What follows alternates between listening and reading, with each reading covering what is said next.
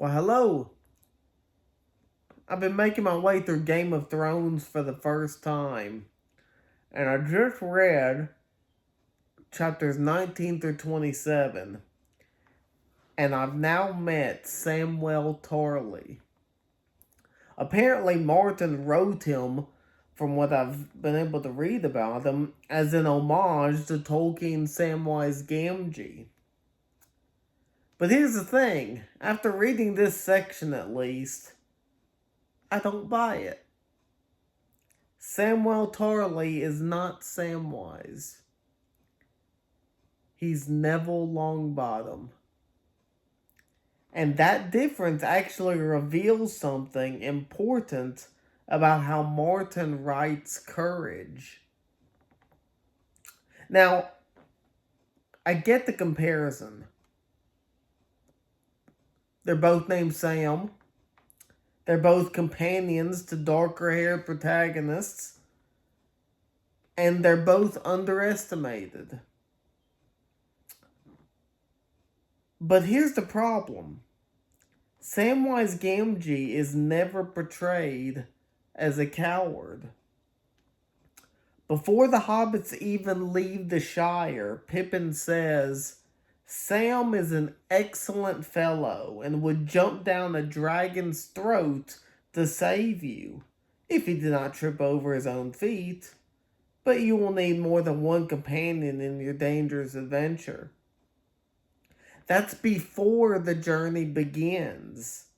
Sure, Sam is clumsy, he's humble, but he's already courageous and brave. His courage is never in question in the story. It just hasn't been tested yet.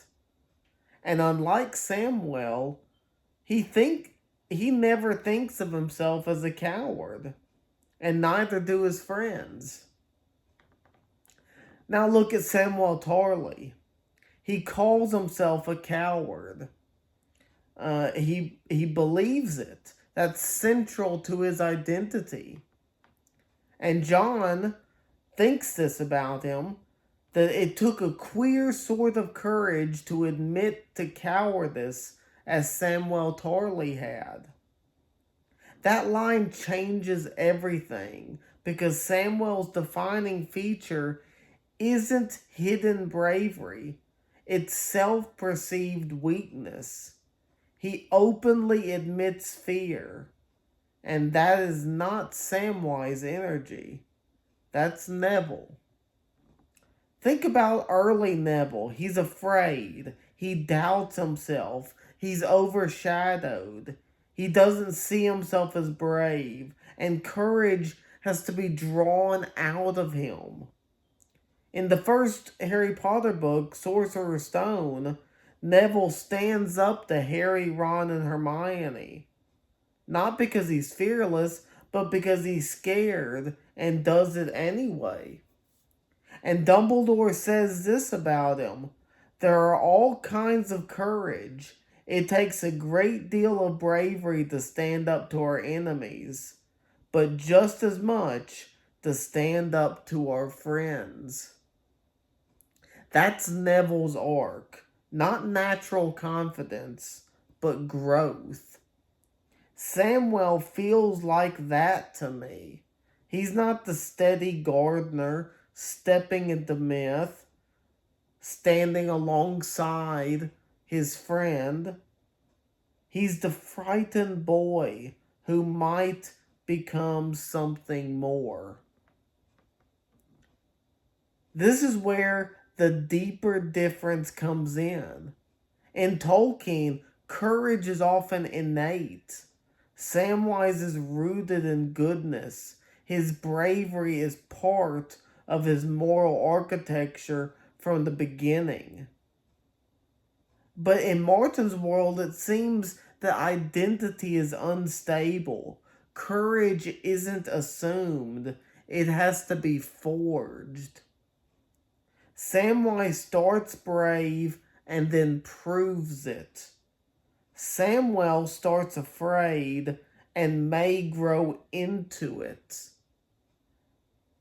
like Neville. There's definitely room for growth with Samwell. Uh, that's a fundamentally different philosophy. So no, I don't think Samwell Tarly is Samwise Gamgee.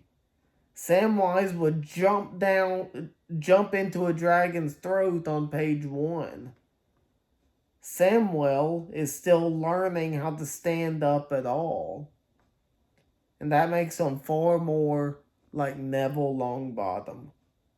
Different worlds, different kinds of bravery, and I'm very curious to see which kind Westeros rewards. No spoilers now, but I have a feeling Samwell's story is just beginning.